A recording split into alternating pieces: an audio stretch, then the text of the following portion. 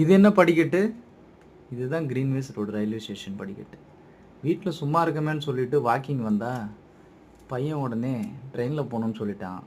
சரி ட்ரெயினில் போகலாம் அப்படின்னு சொல்லிட்டு கிரீன்வேஸ் ரோட்டில் டிக்கெட் எடுத்து வேளச்சேரி வரைக்கும் போயிட்டு வந்துடுவோம் அப்படின்னு பார்த்தா மணி 9:15.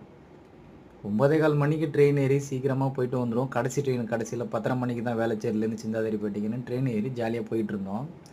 போகிற வழியெல்லாம் ஜாலியாக வேடிக்கை பார்த்துட்டு கஸ்தூர்பாய் நகர், திருவான்மியூர், பெருங்குடி, தரமணின்னு அப்படியே போயிட்டு இருந்தோம். ஒரு வழியாக 9:40க்கு வேளச்சேரி போய் ரீச் பண்ணோம்.